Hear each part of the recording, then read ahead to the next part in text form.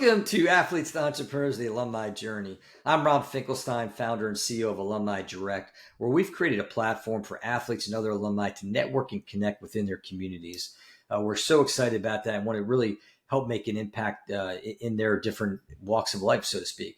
And this show is all about, we interview former collegiate and professional athletes, and we talk about their transition and journey out of sports. And it's such a major issue today. I was mentioning it before, is just between mental health, financial literacy, and we want to impact that. So these athletes like Larry Long, who we're going to introduce here in a minute, they give great information to teach and inspire athletes that there is, in fact, life after sports. So Larry Long, how you doing, buddy? What's going on? Great to see you, Rob. Happy to be here. I am jacked up for this one because Larry has so much energy. I was talking to him, before this show, and he lights up a room. You see that big smile. There's the hearts. It's a good deal, and you'll hear as we go and talk about him why he's like this. But Larry played college baseball at the University of Maryland. He was a Terp, right? Yes, sir. There Go it Terps. is. Go Terps. I did it right. I mean, I knew they're the Terrapins, but they call them the Terps. So once he got out of baseball, he got into IT consulting, but ultimately followed his passion, having a baseball and a softball academy. And now he's doing public speaking. Very shy guy. Don't know how he does it, but kidding. He's a keynote speaker, motivational speaker, and you'll see that. So Larry, you always like to start out and talk about, he's got multiple microphones. He's ready. Everybody's going to hand it out so everybody can join the conversation. I got mics for everyone. I'm happy to be here, Rob. I can't wait to chop it up with you. There you go. That's awesome. So talk a little bit about growing up playing sports and how it shaped you leading up to college. Wow. Well, even before I started playing, I got to observe my father. My father ran track at University of Maryland. And I remember him dragging me to the track as he was practicing his long jump, triple jump. And for me, I just wanted to play in the sand. I'm digging tunnels. But my mom would come out there and we would have race walking competitions while my dad was in serious, I'm not sure if Allen Iverson's listening, but practice sessions. So just observing my father working on his craft had an impact on me. And then when I had my opportunity to get into sports, my parents wanted me to be well-rounded. I played basketball. I played baseball. My parents made me try swim team. I said, Saturday morning, that water's too cold. I want to be eating some cereal, if you know what I mean, Rob. And I want to be watching some cartoons. I tried judo one year. I said, oh, goodness, I don't like being thrown around and slammed on that mat. But they exposed me to a lot of sports, and really basketball and baseball was what stuck. And I got to tell you, it has had a huge impact. Number one, I moved around a lot as a youngster. Sports is that language, that universal language that everyone speaks. I remember going to middle school. I'm the new kid. You might as well call me Urkel. Did I do that? But I could hold my own on the basketball court. And that got me in with my crew of the basketball players. They're like, oh, we like this guy. He can hoop, he hustles. And I learned so much. I learned the power of setting big goals, having big dreams. My father wanted to go to the Olympics. That's what he was training for. For me, I wanted to be a professional basketball, baseball player. I set those as goals, and you learn real quick that you better practice, and you better practice some more, and you better work at your craft, at your game, at your skills, or else you will not be in a position to have success. That transfers over to life skills. So I hope I answered your question. That's been my experience. Yeah. The work ethic, the teamwork, the big dreams. Oh, there's so many lessons that team sports especially teach us. Yeah, no, absolutely. And I was a runner in high school and college, and even it's different, but it's still a team. And I really enjoyed it. I joke around all the time. So I'll throw this one out because you'll like this. Is that I wanted to be a Major League Baseball player. Unfortunately, the talent wasn't there. So now I do podcasts. So let's. Yeah, exactly. Yeah, it's close. So let's talk about the big thing that I mentioned, just such an issue with athletes transitioning out of sports. So When you were in college, and it was a while back, just like myself, but was there any education other than, like, say, a 1 day workshop where the school tried to, give ideas and curriculum to help athletes once they got out of sports? Yeah, well, we were lucky, and I got to give a shout out to Don Pierman. Some of my teammates called him the Grim Reaper, but he worked in our academic support career development unit. And it's just like anything else in life. You get out of it what you put into it. As I reflect back, a lot of my teammates were like, this is rubbish. I'm going to play Major League Baseball. I'm going to be a pro baseball player. I don't need this junk. For me, I realized that, hey, even if I do play professionally, which I know the odds are stacked against me, but I'm still going to pursue that. But even if I do play, I've got to have plan B, Yeah. which having a degree, that's good, but it's not good enough. And that came from my parents. It was reinforced with our academic support career development unit. And it's one of those things where if you're cognizant of it and you're aware of it and you actually take action based on that knowledge, you can really do some things. So for me, it was like, hey, what am I going to do after college if baseball doesn't work out? What relationships do I need?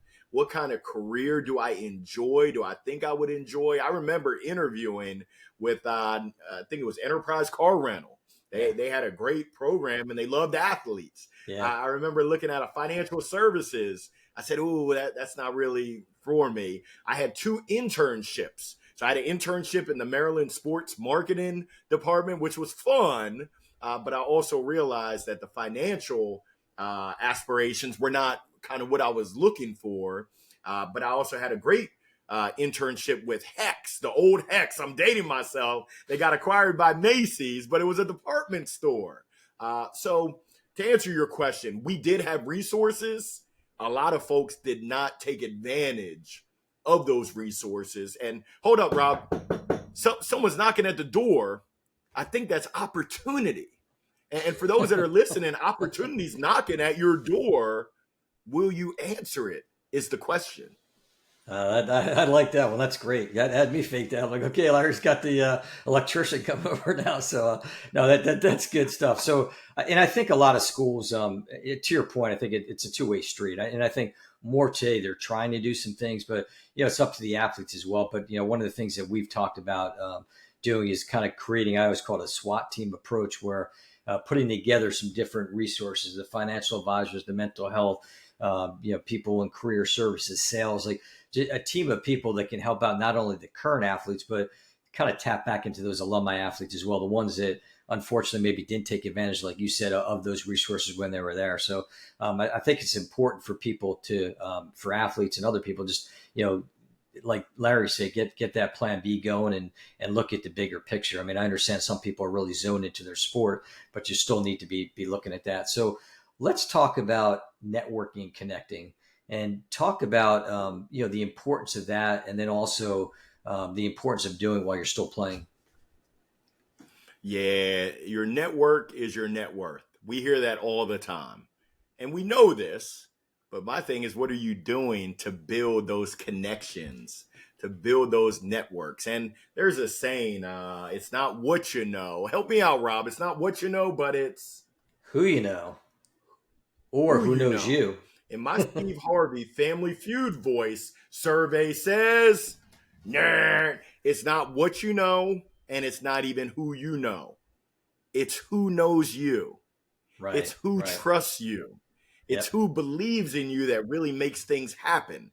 And it really has been a testament of my life. Those connections have led to opportunities that I could have never dreamed of. Now, Right. it's not all about taking. Relationships are a two-way street. It's both a give as well as an ask.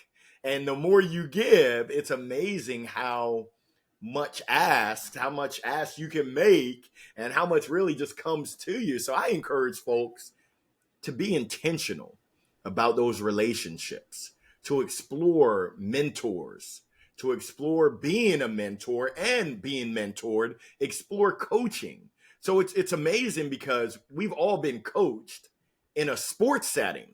Right. But oftentimes when we go to a business setting, people stop getting coached. And it's great to have the coach from your company. And it's even better to have outside perspective, to have outside coaching that can uh, help you get to that next level. I think that's what we're all looking for, but knowing and looking for ain't doing. I know that I want to have six pack abs. I need to cut down on the fried chicken, but here in North Carolina, they say, "What time is it?" I say, "It's bow time. It's Bojangles. Their chicken and biscuits are calling me." So when it comes to relationships, what are you doing to foster new as well as to strengthen existing relationships with intentionality? Now, people are saying, "I hear you, Larry, but you ain't saying nothing." Here goes something you can do. This is action you can take right now. It's called the 3-minute challenge. Every day, go into your Rolodex. Some of the young bucks are like, "Is that the fancy watch?" Nah, that's a Rolex. Go into the contacts in your contact list on your phone. There you And I want you to find a former teammate, a former classmate, a former neighbor, a former coach that you haven't been in contact with. It could be 3 weeks, 3 months, 3 years, 3 decades. And all I want you to do is surprise and delight them. Bring a smile to their face. Rob, if you were my 3-minute challenge today, I'd find a funny GIF or meme for the Delaware Blue Hands. I don't even know what a blue hand, what sound they make, but I'm going to send it to you. And I'm going to say, "Hey, Rob, on this wonderful day, I'm thinking about you. Just wanted to let you know I appreciate you. Nothing but love for you, man. I'm not asking you for anything. I'm just making a relationship deposit, letting you know that I see you, I hear you, I feel you, and nothing but brotherly love." So you do that enough times, it's amazing what the world will deliver back to you. Yeah, I love that, and I live that way too, Larry. I think you're right. You have to be intentional and be willing to help others, and that, that's the key. And then also you brought up to the relationship. I mean, just build relationships. Don't just go out asking people for favors. I mean, the one thing too, when we talk about the timing of networking, connecting, and back to playing, I was talking to one agent, and he feels like the best time to do is when the athletes are still playing because they're still relevant. A lot of times what happens is they might, finish their sport.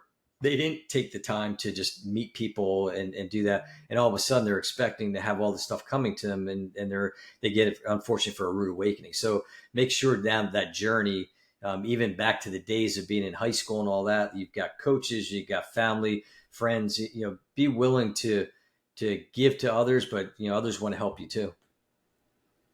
That's right. So true. And you said it best. When you're in that position where you are relevant and you have access, that's a time to really leverage and utilize exploring those relationships that could benefit you and that you could benefit. It's amazing that it's we all know it, but the more that we give, at least for me, the more that I give, it's amazing how much I receive. It's 20 fold, 20x, that when I give and I give with no expectation of return, it just, oh, the blessings just they become heaped upon my head.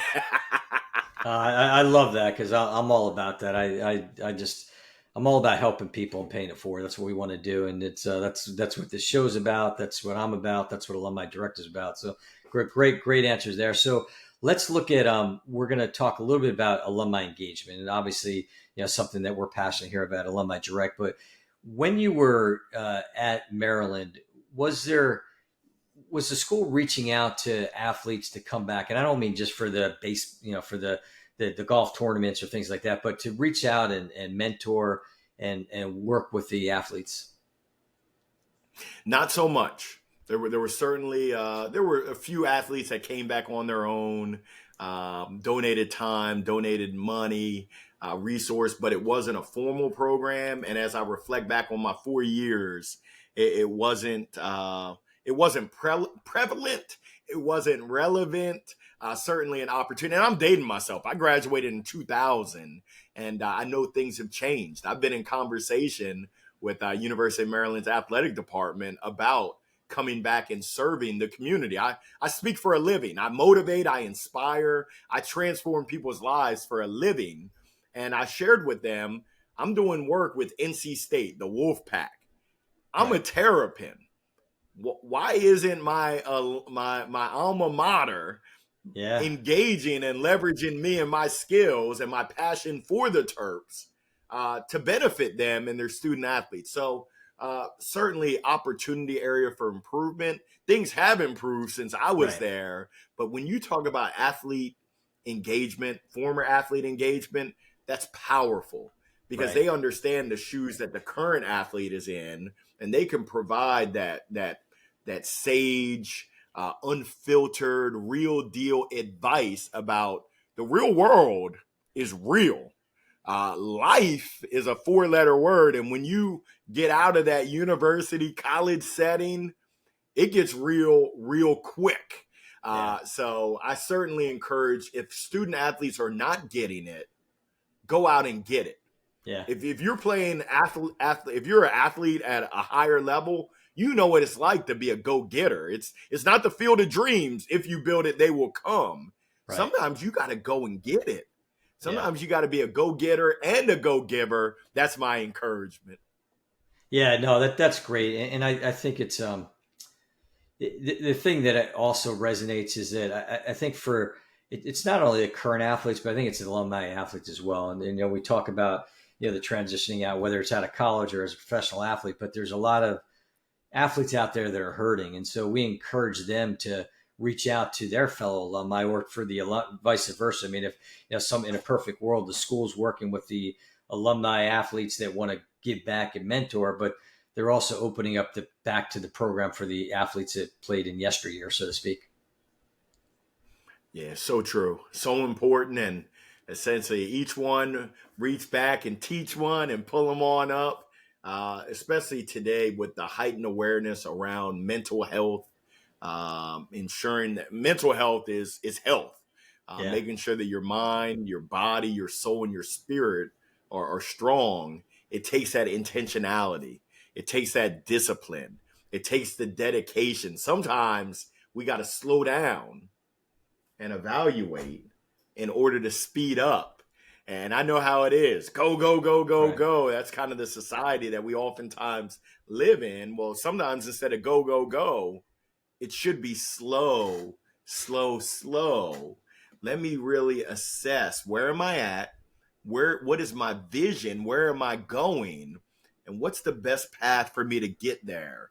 Along with having contingencies, along with having my squad. We got our baseball or our sport teammates, but who else? What other communities can I have teammates that can assist me along this journey, along this adventure? And my middle name is Misadventure. There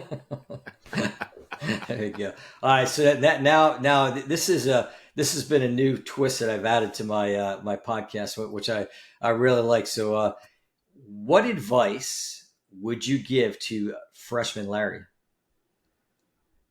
Ooh, wow.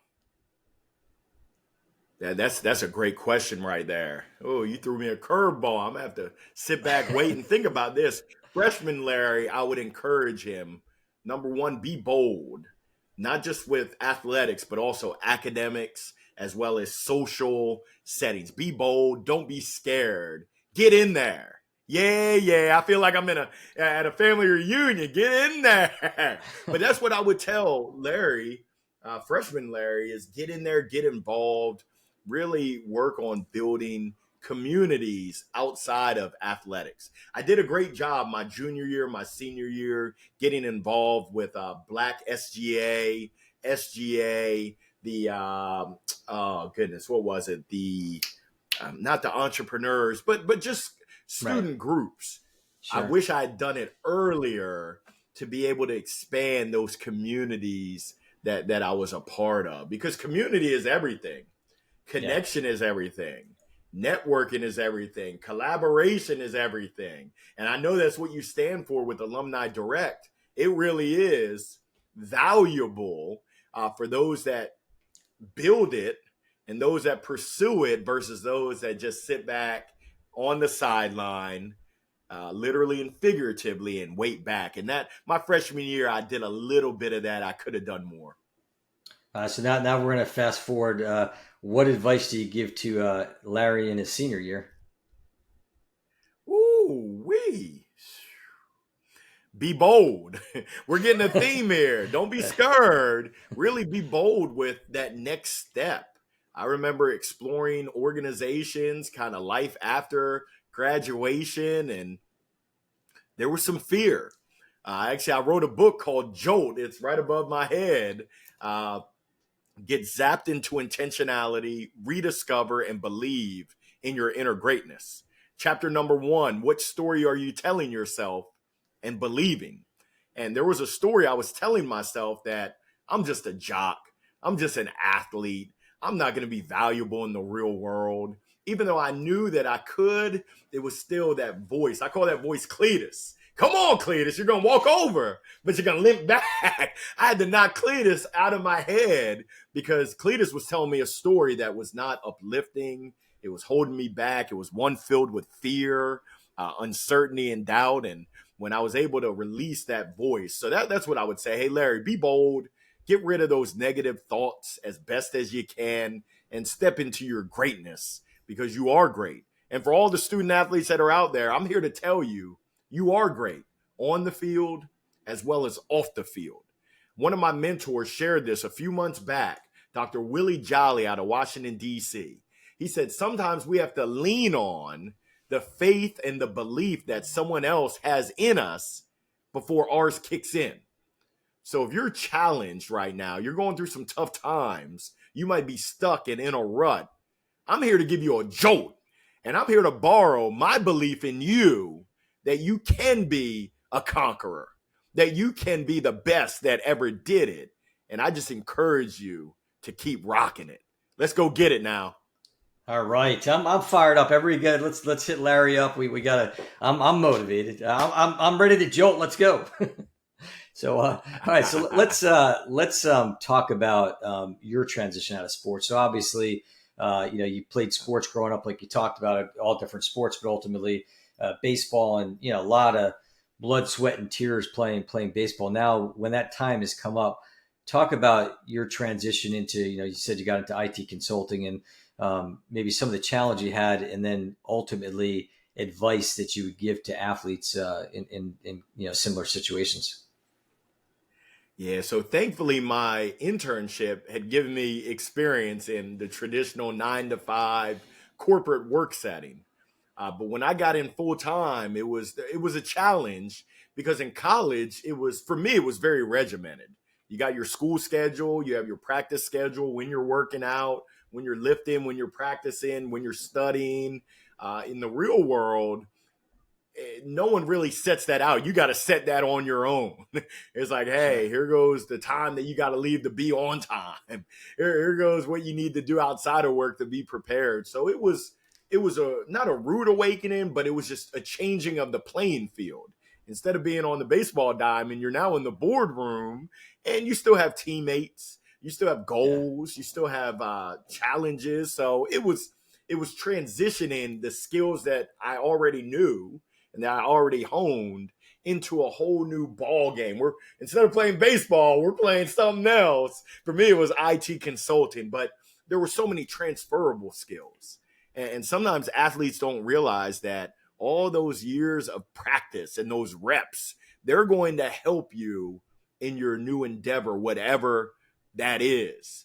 That repetition, that mindset, that motivation, that drive and desire to be the best that you can be, those are huge assets. Your discipline, your understanding that, hey, the harder I work, the luckier I get, the better the results are. For folks that didn't play at a high level, they can be somewhat challenged. So I encourage you to step into it. For me, I stepped into that and I said, hey, if I can play baseball in front of thousands of people, shoot, I pity the fool. I can figure this thing out here at Accenture doing IT consulting.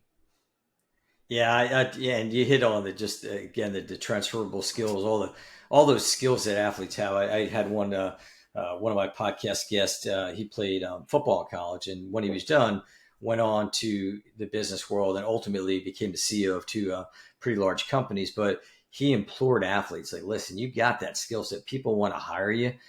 Just don't feel sorry for yourself. You're not. It's not all about Larry the baseball player, Rob the runner, or Bill the football player, Susie the swimmer, whatever it might be. But you've got a lot of years ahead of you, and you've got that skill set. Definitely utilize it for sure.